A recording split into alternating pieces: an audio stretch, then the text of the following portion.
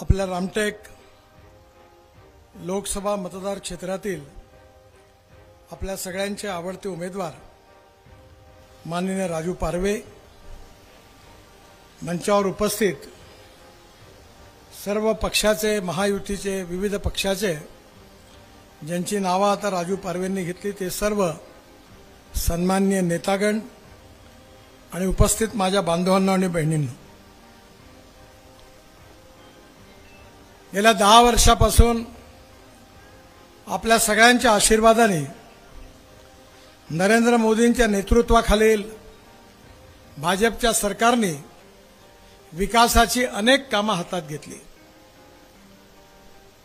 आपण कुठल्याही क्षेत्राचा विचार करा, या 10 वर्षामध्ये जे परिवर्तन झालेलं आहे ते आपल्या सगळ्यांना डोळ्यांनी बघता येतं। आपण काँग्रेस पक्षाला 60 वर्ष संधी दिली, पण या 60 वर्षामध्ये जनतेचा विकास नाही झाला, पण काँग्रेस पक्षाच्या नेत्यांचा मात्रच फक्त विकास झाला। आता राजू पारवे बरीच चिंता करत होते, कोण काय म्हणते, कशाला विचार करता, अरे हत्ती गए बाजार कुत्ते भोके हजार। तुम्ही चिंता करू नका, त्यांच्याजवळ बोलायला काही विषयच नाही आहे, कारण पार्टीचा बँड बाजा वाजलेला आहे। त्यामुळे ते कधी सांगतात की 400 खासदार याकरता निवडून आणायचे, असं म्हणतो आम्ही की आम्हाला बाबासाहेबांचं संविधान बदलायचं। मी लॉ ग्रॅज्युएट आहे। सुप्रीम कोर्टामध्ये केशवानंद भारती केसमध्ये चीफ जस्टिस ऑफ इंडिया आणि 7 जजेसनी केशवानंद भारती केसमध्ये निर्णय दिलेला आहे की silent features of the constitution cannot be change. घटनेचे जे मूलभूत तत्व आहे ते बदलूच शकत नाही, आणि हा निर्णय कुठल्याही सरकारवर बंधनकारक आहे। ही मूलभूत तत्व काय आहेत? लोकतंत्र, समाजवाद, धर्मनिरपेक्षता, freedom of speech, fundamental right, असे अनेक तत्व आहेत। ती तत्व बदलण्याचा अधिकार नाही आहे, पण ज्याशिवाय याच्या व्यतिरिक्त जी कलमं आहेत संविधानामध्ये ऍक्टच्या रूपामध्ये, त्याच्यात अनेक वेळा दुरुस्ती होते। आजपर्यंत काँग्रेसवाल्यांनी 80 वेळा घटना तोडली आहे, 80 वेळा। इंदिरा गांधींच्या काळात तुटली, राजीव गांधींच्या काळात तुटली, आणि राजीव गांधींचा तर एक व्हिडिओ व्हायरल झाला आहे की त्यांनी सांगितलं होतं की आम्ही संविधान बदलवू, आणि आज काँग्रेसवाले भारतीय जनता पार्टी संविधान बदलणार आहे म्हणून दलित समाजाला बाबासाहेबांचं संविधान बदलवत आहेत म्हणून खोटा प्रचार करत फिरत आहेत। संविधान बदलण्याचा प्रश्नच उद्भवत नाही। मुसलमानांच्या मनात भीती निर्माण करत आहेत कि भाजपा वाले चुनकर आएंगे तो आपका कटवा देंगे, पाकिस्तान भिजवा देंगे, सुरक्षित रहना है तो पंजेपुर मोहर लगाओ।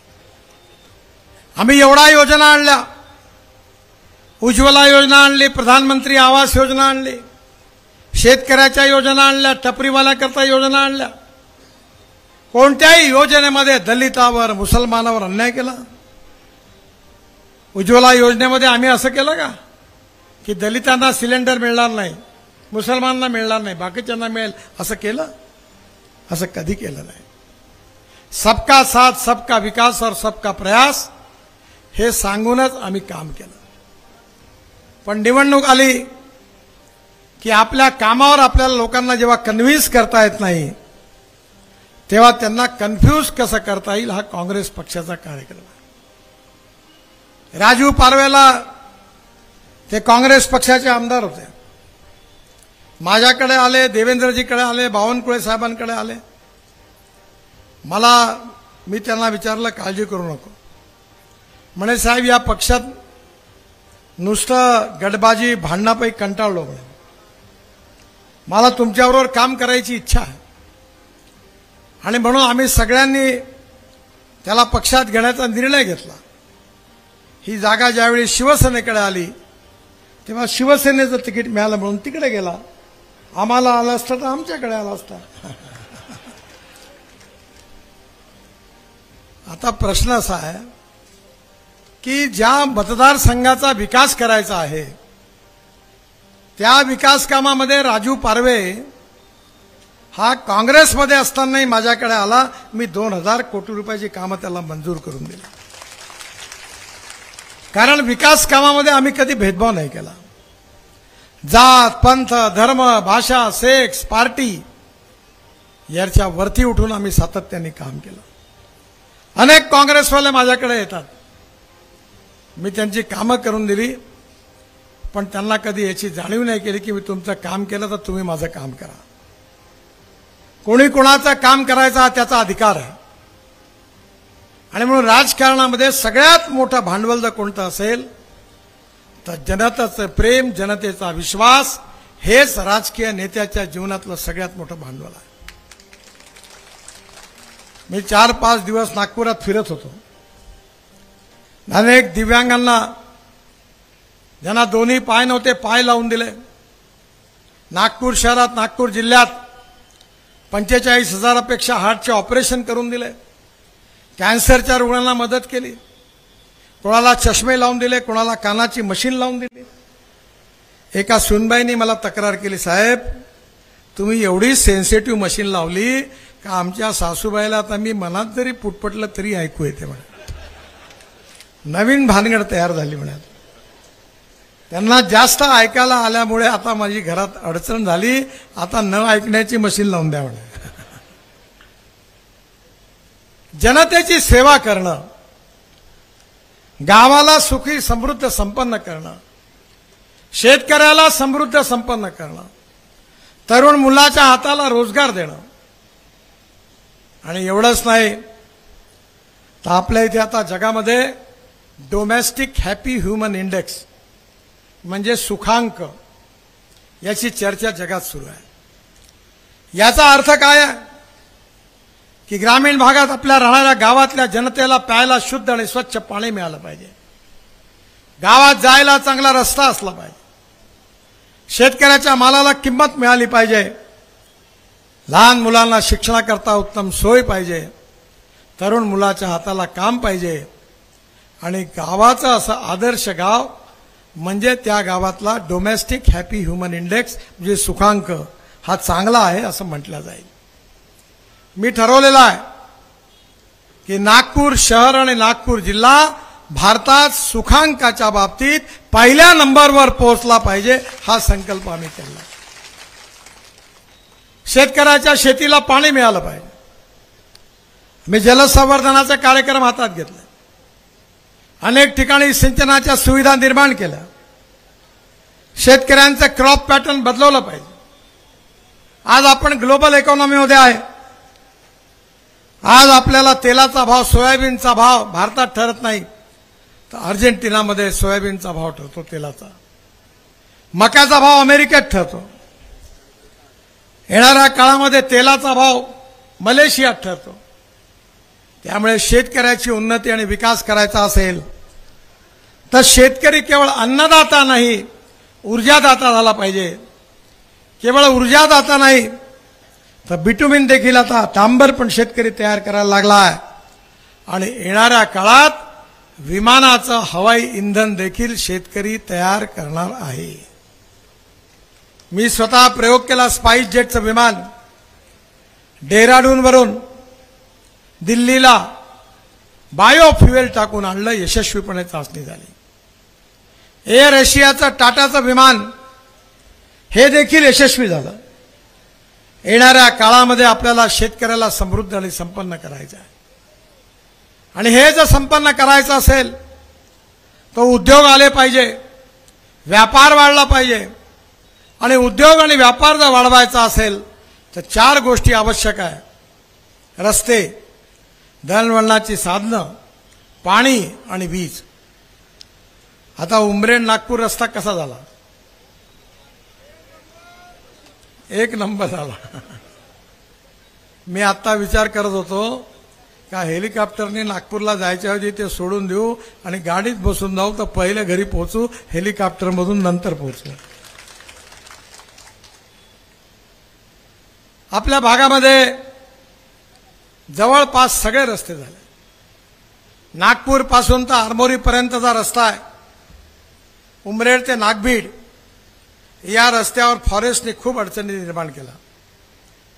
एकंदर नागपूर ते आरमोरी 137 किलोमीटर आहे आणि नागपूर ते उमरेड 48 किलोमीटर आहे आणि नागभीड ते आरमोरी 40 किलोमीटर आहे. नागभीड ते आरमोरी सिमेंट कॉन्क्रीटचा रस्ता पूर्ण झालेला आहे, पण उमरेड ते नागभीड या रस्त्यामध्ये बरीच अडचण आहे. 48 किलोमीटरमध्ये या लांबीचा 4 लेन रस्ता करण्याकरता ही लांबी 3 जिल्ह्यातून जाते. पूर्वी 2 लेनचा डीपीआर केला होता, नंतर सगळ्यांच्या आग्रहाखातर 4 लेनचा केलेला आहे. फॉरेस्टला प्रपोजल पाठवलेला आहे आणि आता 4 लेन लवकरच मंजुरी मिळेल आणि उमरेड ते नागभीड हा रस्ता 4 लेन होईल असा मी आपल्याला विश्वास देतो. मधल्या काळामध्ये या रस्त्यावरची 48 पैकी 12 किलोमीटर लांबी फॉरेस्टमधून जाते आणि वाईल्ड लाईफ क्रॉसिंगसाठी मिटिगेशन मेजर देखील प्रस्थापित केले आहे. राजू पारवे माझ्याकडे आले, ते म्हणले कमीत कमी साहेब भिवापूरचा मार्ग काढून द्या. तेव्हा भिवापूर शहरातल्या आतमधलं 2.4 किलोमीटर 46 कोटी रुपयाचं काम मी मंजूर केलं आणि पुढल्या 15 दिवसात ते काम जोरात सुरू होईल असा विश्वास आपल्या सगळ्यांना देतो. त्यात फुटपाथ आहे, लाईट आहेत, बाजूला नाल्या आहे, डिवायडर आहे. रस्त्यावरचं अतिक्रमण मात्र राजूभाऊ तुम्हाला बाजूला करावं लागेल, त्यांना बाजूला डेव्हलप करा.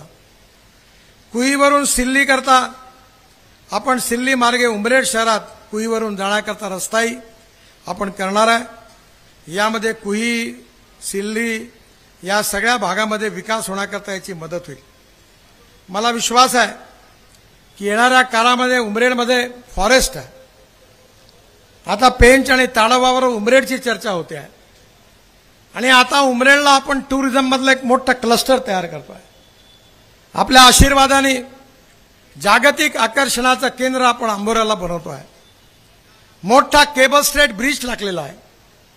15 लोक बसून वरती ज्या कॅप्सूल लिफ्ट लावलेल्या आहे, कॉफी शॉपमध्ये जाता येतं आणि खाली स्लॅब नाही आहे, ग्लास लागलेली आहे आणि त्या काचेमधून 5 नद्यांचं संगम आणि पूर्ण धरण बघता येईल अशी व्यवस्था केली आहे.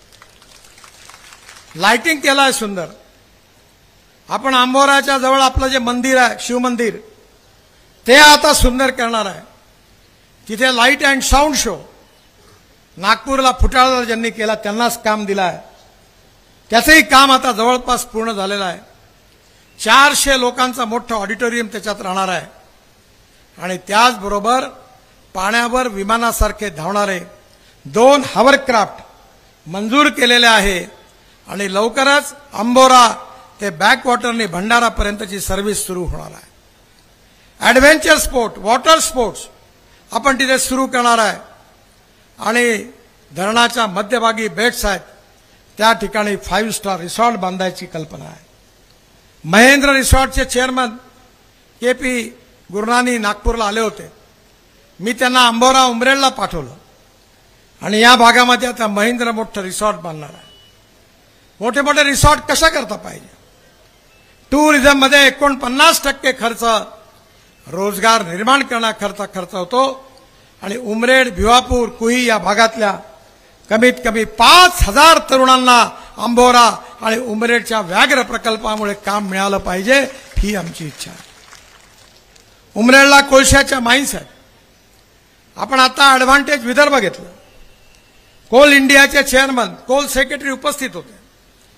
कोळशापासून मिथेनॉल जे डिझेलचं अल्टरनेटिव्ह आहे, DME जे आपण LPG मध्ये टाकतो आणि अमोनियम नायट्रेट जे खाणीमध्ये कामात येतं त्याचा मोठा प्रकल्प उमरेड भागात टाकण्याची योजना सुरू आहे. आपल्या भागामध्ये तरुण मुलाच्या हाताला काम मिळालं पाहिजे, उमरेडचा विकास झाला पाहिजे, उमरेडची जनता समृद्ध संपन्न झाली पाहिजे. हेच चित्र, हेच विचार त्याच्या मागे आहे. आपल्या भागामध्ये गोसीखुर्दचं पाणी अजूनही पोहोचलं नाही. पाणी आलेलं आहे, पण कॅनॉल सिस्टीममध्ये सुधारणा करायची गरज आहे. हे पाणी दूरवर नेऊन, उमरेडच नाही तर चिमूरपर्यंत नेऊन या सगळ्या भागामध्ये सिंचनाच्या सुविधा वाढवायच्या आहेत. मी स्वतः वॉटर रिसोर्सेसचा मंत्री असताना गोसीखुर्द प्रकल्पाकरता 4,000 कोटी रुपये भारत सरकारचा मंत्री म्हणून मंजूर केले. हा प्रकल्प पूर्ण करण्यामध्ये अनेक अडचणी आल्या, उशीर झाला. त्यामुळे लवकरात लवकर हा प्रकल्प पूर्ण होऊन कमीत कमी 6 लाख हेक्टर जमीन आपल्या इथली पाण्याखाली आली तर विदर्भ समृद्ध आणि संपन्न झाल्याशिवाय राहणार नाही. मला अतिशय आनंद आहे की उमरेडच्या MIDC मध्ये आता उद्योग यायला सुरुवात झालेली आहे. नागपूर आणि उमरेडमधलं अंतर फार जास्त नाही आहे. उमरेडच्या छोट्या लाईनच्या ऐवजी आता आपण उमरेडच्या नागपूर, उमरेड, वडसा ब्रॉडगेजचं काम जोरात सुरू आहे. आणि मी तुम्हाला वचन देतो की नागपूर ते वडसा, नागपूर ते गोंदिया, नागपूर ते रामटेक, नागपूर ते शिंदवाडा, नागपूर ते काटोल नरखेड आणि नरखेडहून अमरावती, नागपूरहून वर्धा अमरावती आणि नागपूरवरून चंद्रपूर बल्लारशाह अशी ब्रॉडगेज मेट्रो आम्ही लवकरच सुरू करणार आहे. सगळ्या ठिकाणी 4 लेनचं काम सुरू झालं. ते पूर्ण झालं की ब्रॉडगेज मेट्रो सुरू होईल. आणि उमरेड ते नागपूर किती किलोमीटर आहे? 40 किलोमीटर. म्हणजे तुम्ही 15 ते 18 मिनिटात नागपूरला पोहोचाल. ताशी 120 किलोमीटरच्या स्पीडने धावणारी ही ब्रॉडगेज मेट्रो एअर कंडिशन गाडी राहील आणि त्याचा तिकीट रेट STच्या तुलनेत 30% कमी राहील असा मी आपल्याला विश्वास. म्हणजे उमरेड आणि नागपूर एकच होऊन जाईल. आता उमरेडच्या लोकांना नागपुरात घर बांधायची गरज नाहीये आणि म्हणून उमरेडचा विकास झाला पाहिजे, नागपूर जिल्ह्याचा विकास झाला पाहिजे. नागपूर जिल्ह्याच्या बरोबर रामटेक असेल, काटोल असेल, नरखेड असेल, सावनेर असेल, या सगळ्या मतदारसंघाचा विकास झाला पाहिजे. आणि 10 वर्षात नरेंद्र मोदींच्या नेतृत्वाखाली सातत्याने हा विकास करण्याचा आपण प्रयत्न केला. आपण मदर डेअरी आणली. आता 4 लाख लिटर आपण रोज दूध घेतोय. बुटीबोरीमध्ये 450 कोटीचा प्लांट सुरू होतोय आणि मदर डेअरीच्या माध्यमातून रोज 40 लाख लिटर दूध घेण्याचा आपण संकल्प केलेला आहे. त्यामुळे उमरेड, कुई, मांडळ या सगळ्या भागातला दुग्ध व्यवसाय वाढल्याशिवाय राहणार नाही आणि शेतकरी समृद्ध आणि संपन्न झाल्याशिवाय राहणार नाही. आपल्या भागाचा विकास करायला आपण साखर कारखाना काढला, आपण इथेनॉल तयार केलं. आणि मला आनंद आहे की तुम्ही जेवढे लोक उमरेडमध्ये विदर्भात राहतात, जे पेट्रोलची स्कूटर, मोटरसायकल, कार वापरतात, त्यांच्या गाड्यामध्ये पेट्रोलमध्ये आम्ही टाकलेलं 20% इथेनॉल आहे. या देशात शेतकरी समृद्ध संपन्न झाला पाहिजे. या देशातला शेतकरी कर्जमुक्त झाला पाहिजे. त्या शेतकऱ्याला आत्महत्येची वेळ येता कामा नये, हे स्वप्न उराशी बाळगून आम्ही काम करण्याचा सातत्याने प्रयत्न करतो. नागपूरमध्ये, नागपूर जिल्ह्यामध्ये मिहान प्रकल्प आला. जवळपास 68,000 तरुण मुलांना नागपूर जिल्ह्यातल्या आणि नागपूरमधल्या लोकांना रोजगार मिळालेला आहे. आणि मी विश्वासाने सांगतो की या वर्षीचा डिसेंबर महिना समाप्त होण्याच्या आत मिहानमध्ये 1 लाख तरुणांच्या हाताला काम मिळेल, नागपूर शहरातल्या आणि नागपूर जिल्ह्यातला. आणि पुढल्या 5 वर्षामध्ये नागपूर जिल्हा, नागपूर शहर आणि विदर्भातल्या 5 लाख तरुण मुलाच्या हाताला काम मिळण्याचा आम्ही कार्यक्रम हातात घेतला. नागपूर शहर आणि नागपूर जिल्ह्यातल्या मिळून 2 लाख युवकांच्या हाताला काम कसं मिळेल याच्या योजना तयार केल्या. ॲडव्हान्टेज विदर्भामध्ये या सगळ्या कार्यक्रमाची चर्चा झाली आहे. मला अतिशय आनंद आहे की राजूच्या रूपाने एक अतिशय चांगला उमेदवार महायुतीने दिलेला आहे. त्यांनी काँग्रेस सोडली नाही, तर मी देवेंद्रजींनी त्याला बोलावून सुचवून त्याला तिकीट दिलेलं आहे आणि आज ते शिवसेनेच्या तिकिटावर उभे आहे. मी विश्वास देतो की त्यांच्या मागे आमची माझी ताकद उभी आहे आणि या जिल्ह्याच्या विकासाकरता मी पूर्ण मदत करीन. आणि आंबोऱ्याला आणि उमरेडच्या व्याघ्र प्रकल्पाला जागतिक स्तरावर नेल्याशिवाय राहणार नाही, हे वचन मी आपल्या सगळ्यांना देतो. आपल्या कोळशाच्या खाणीतून मिथेन आणि मिथेनतून हायड्रोजन तयार करण्याची आपली कल्पना आहे. मला विश्वास आहे की आमचं राजकारण आहे विकासाचं आहे. पोरा बाळाला तिकीट द्या हा धंदा आमच्याकडे नाही आहे. आमदाराच्या पोटातून आमदार, खासदाराच्या पोटातून खासदार, मंत्र्याच्या पोटातून मंत्री. तर मला एक काँग्रेसचा कार्यकर्ता म्हणाला सगळ्याच्याच पोटातून सगळे झाले तर मी काय करू. म्हटलं चुनाव चिन्ह घंटा घे आणि वाजव.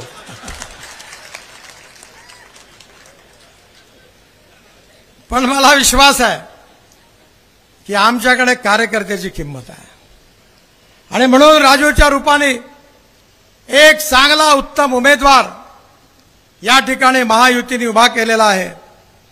आपण सगळेजण परिश्रम घेतात. उमरेडच्या या भूमीतला ही त्याची जन्मभूमी आहे, कार्यभूमी आहे, कर्मभूमी आहे. त्यामुळे नागपूर जिल्ह्यातल्या लोकांपेक्षा तुमची जबाबदारी मोठी आहे. उमरेडमधून राजू पारवेला रेकॉर्ड ब्रेक लीड तुम्ही मिळवून द्या आणि त्याला प्रचंड मताने विजयी करा, ही विनंती करण्याकरता मी आपल्याकडे आलो आहे. राजूला जसं विजयी कराल तसं तुमच्या जवळ असलेल्या नागपूर लोकसभा मतदार क्षेत्रातून मी पण उभा आहे. तुमच्या नातेवाईकांना, मित्रांना सगळ्यांना फोन करून सांगा की मला मत द्या, मतदानाला जा, 75% मतदान करा. आणि माझी आता इच्छा आहे, मला 9 डॉक्टरेट्स मिळाल्या, 7 वर्ल्ड रेकॉर्ड झाले, पण हे आपोआप झाले. मी एवढा विद्वान नाही आहे. पण माझ्या मनात यावेळी एक इच्छा आहे की माझा विजय हा रेकॉर्ड ब्रेक मार्जिननी झाला पाहिजे, याचा एक रेकॉर्ड झाला पाहिजे, अशी मी लोकांना विनंती करतो. आणि लोकांचं प्रेम समर्थन खूप मिळालं आहे. नागपूरची जनता जात, पंथ, धर्म, भाषा, पार्टी याच्यावरती उठून मला मदत करते. कारण मी कधी जातीपातीचं राजकारण नाही केलं.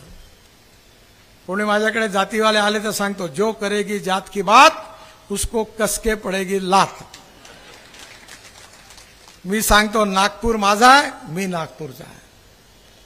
नागपूरची जनता माझा परिवार आहे, तसं नागपूर जिल्ह्यातली जनता हे माझा परिवार आहे. आम्ही कधी जातीपातीवर काम नाही केलं. हजारो लोक मला भेटायला येतात. मी त्यांना त्यांची पार्टी विचारत नाही, जात विचारत नाही, धर्म विचारत नाही. मी त्यांचं फक्त काम योग्य आहे की अयोग्य एवढं पाहतो आणि ते करतो. आणि म्हणून माझी आपल्या सगळ्यांना विनंती आहे की आम्हाला सगळ्यांना मिळून नागपूरचा, विदर्भाचा, नागपूर जिल्ह्याचा, उमरेडचा, रामटेकचा विकास करायचा आहे. गरिबी, भूकमरी, बेरोजगारीपासून आपल्याला जनतेला मुक्त करायचं आहे. गाव, गरीब, मजदूर, शेतकऱ्याचं कल्याण करायचं आहे. आणि आपल्या भारताला जगातली 3री आर्थिक महाशक्ती बनवायचं आहे, विश्वगुरू बनवायचा आहे. मोदींच्या नेतृत्वाखाली आत्मनिर्भर भारत बनवायचा आहे. आणि हे जर बनवायचं असेल तर तुमच्या आशीर्वादाशिवाय, तुमच्या शुभेच्छांशिवाय काही शक्य नाही. आणि म्हणून पुन्हा एकदा राजू पारवेला या मतदारसंघातून प्रचंड मताने विजयी करा आणि महायुतीला आम्हाला आपली सेवा करण्याची संधी द्या, अशी विनंती करतो. आणि आपल्या सगळ्यांना शुभेच्छा देतो. खूप खूप धन्यवाद. माझ्याबरोबर जोरात म्हणा, भारत माता की, भारत माता की, भारत माता की. नमस्कार.